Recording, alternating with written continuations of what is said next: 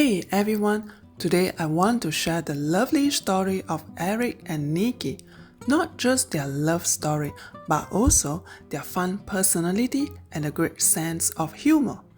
There's something really special about the way they connect, and I think we can all learn a little something from them. And if you are wondering how Eric got his Malaysia My Second Home visa, which is Malaysia Retirement Visa, I will share that video at the end, or you can find the link in the description below. Alright, let's enjoy this wonderful couple, Eric and Nikki. So how'd you guys meet? Well, we actually, do you want to say it?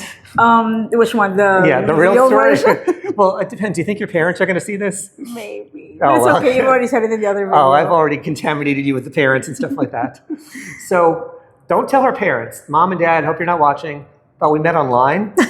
Yeah. But then we did actually meet in a coffee shop. Yeah. Exactly. And actually it was like this, the next day or something. Same day, you forgot. Same Okay. day, like maybe 5 hours after talking. All to these each women, other. how can I keep track? Oh, is that going to be on? Is the microphone working? No, we met on the same day, like maybe after 5 hours of talking on WhatsApp. And I actually wanted to hear his voice because we were just chatting, and I didn't know he was using a QWERTY. He was like typing full so keyboard, fast, 'cause and I was I'm a like, QWERTY kind of I guy. was using my phone, and he was using like QWERTY, so it was really fast. Like he was chatting in paragraphs. And I was like, what's wrong with this guy? Yeah, it was a Chinese bot. And we were talking for like 3 hours, chatting for 3 hours straight, and I wanted to hear his voice because if he sounded not In good, the nasal, whiny New York then I accent. probably don't want to meet him. So I said, hey, would you like to do a voice call? And then it was a simple yes or no question, but no, he answered with a paragraph telling me why he cannot, and he understood it as a video call. Yeah, I was in my underwear. So he eventually did. Then he said, I was going to go to a dance class, and he actually told me that the dance class is about a stone's throw away from his apartment. I probably see it from my balcony. Yeah, so we decided to meet up on the same day. Yeah, exactly. Like we had just been chatting, and suddenly we're there. And typical Filipino, she came right on time. I was late for an hour and a half. I had no idea that the Georgetown traffic was really bad. Yeah, I mean, she just moved here 2 weeks earlier. But that's actually a good example of how I'm a different person now. And when I was in Washington, D.C., I had my job, I had my commute and stuff like that. An hour and a half, I'll forget it. I'd be like, where the hell You're were more you? chill. Exactly. I was like, okay, just like I was still new to the area. I walked around the shopping complex, popped into a couple of stores, and just to find out what was going on, did a quick walk, checked out the cars, chatted with some strangers. I just chilled until she arrived. No big deal. And So how is dating culture different? Perfect example would be the story I was just telling you offline, He's which more actually chill, is true. You can I decide if you guess. want to edit it. So we had known each other about 30 seconds. We sat down at a coffee place, and Oh man, this is epic. yeah, exactly. Now, Nikki is a little bit younger than me, so I wanted to make it very clear my age and just my whole philosophy that I did not want to have kids. So I wanted to get that out of the way very quickly. Also, I have what some people would describe as an obnoxious sense of humor. I mean, I'm a big Jerry Seinfeld and Larry David, Full of sarcasm. Exactly. So I took a big chance. I don't know what possessed me to do this because I easily could have gone south. But we sat down, ordered some coffee or whatever, and the first thing I said is, if I ever accidentally get you pregnant, again, this is the first date, like 3 minutes in, if I ever accidentally get you pregnant, I'm going to punch you in the stomach and throw you down the stairs. It got me laughing so hard because I was thinking, what made you think you're going to be so lucky? Yeah, hey, I'm confident. Hey, you found out what I had to offer. She was impressed with the size of my balcony. And the cats. And the cats too. The person who didn't even like cats fell in love with my cats. But can you imagine any American men out there saying that to a woman on a first date? You just met her online. Oh my God, violence against women. And You'll get slapped. Oh my God, like hot coffee in your crotch or something. So I knew things were going to work out because not only could she tolerate my humor, but she loves my humor. And she also did not want to have kids. I do encourage the humor. I get into the same, I'm a troublemaker as Partner well. in crime. Yeah. We do pranks. Exactly, to each other. I got to scare her and stuff. Eric, where are you? In fact, the last time in 𝐿, he lost me. Yeah, we were in 𝐿 and we were going up the apartment, and he walked fast, so he walked ahead of me. And I was just there by the lift, and I was looking for him, waiting for him, because he had the card and all that. Yeah, the key card to get upstairs. Yeah, so I was like, oh my God, did he just, leave me there or whatever? And I kept calling his name, Eric.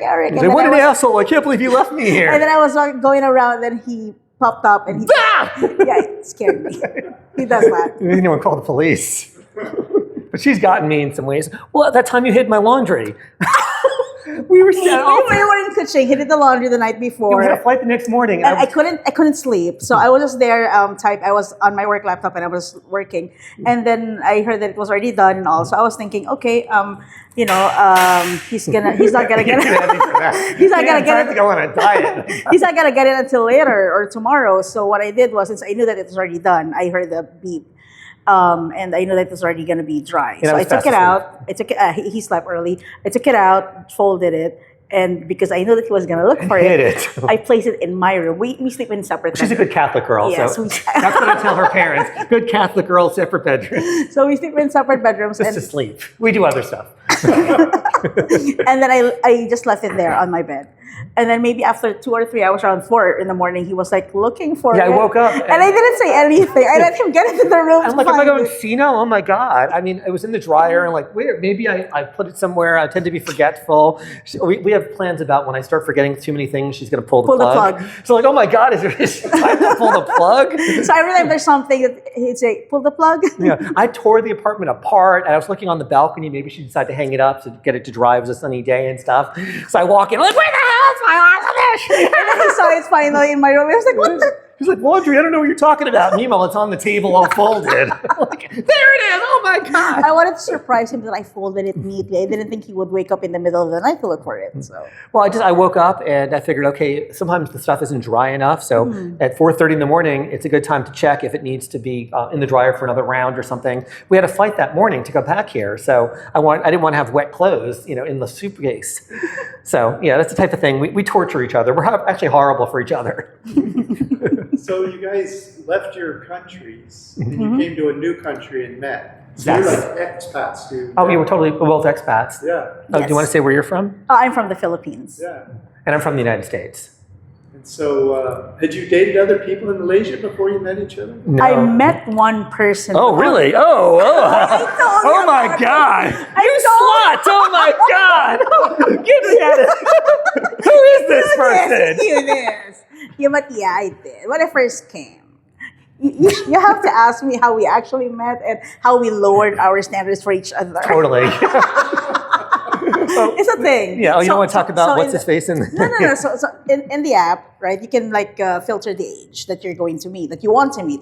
So my age was, because I'm 41, so my age was up until 50. Yeah. So I said, okay, up until 50. And you were only 40 at the time. I was 40, so I said 10 years, okay. But, I don't really see anyone that I like. Didn't, I didn't. Until now, I don't. So I didn't, and I don't see anyone that I like. So I just kept on swiping. But you're still looking? Left. No, swiping left, I think it was. And then I said, okay, there's really nobody here.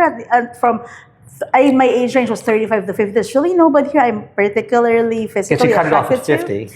So after a few days, I was like, okay, let's go up to 55. All right, so lower her standards and go up to 55. I went up to 55, so I went 35 to 55. So I said, maybe there should be someone. And then that's where he finally showed up. Yeah, I showed up. And now I don't qualify because I'm 56. Yeah, so I just barely made the cut when she lowered her standards. No, because he had like a nice picture. He had several pictures there, and he also filled out his profile, which is very unlike the other guys. So I said, okay, this guy's, he sounds sane. He sounds decent, and he has a nice smile. So I said, okay. Well, I don't know. He has cats. That's a big turnoff. And he's vegan. Yeah, vegan. What a pain in the ass to go to restaurants. Oh, my God. So I messaged him, and I don't know what he was doing. It took like a week for him to reply. All these women, I couldn't keep track. I'm the man in demand. And actually, what happened is, so I had met, I think it was 2 or 3, I forget, other women, not in person, but just on the app. And that's what he tells me. Oh, yeah. And it was kind of the same MO. I mean, they barely spoke any English. I know that sounds terrible, but I mean, English language is my main language and pretty much my only language besides a little bit of Spanish.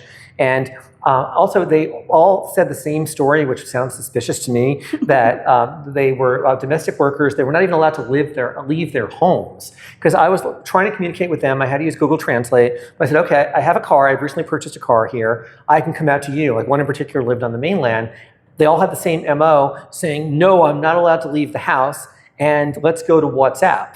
So that sounded very suspicious. Who knows if they even were women, if they were even in this country. I don't know. So I got burned out. So I just put the app aside, didn't log in for, I don't know, a couple of weeks. And I think I was driving somewhere and I was at a red light and I got a beeping sound on my phone and I looked and it said someone named Nikki, you know, probably some other, you know, cheater or whatever, or a scam artist or whatever she was, had written to me. And I'm like, all right, I'll just deal with it later. Again, I was in the car driving and then it took a week for me to kind of get around to trying it again. So it was nothing personal. As soon as I actually saw your ad, not just a notification, but actually saw your response and looked through your profile, then I responded right away. For the record, on video.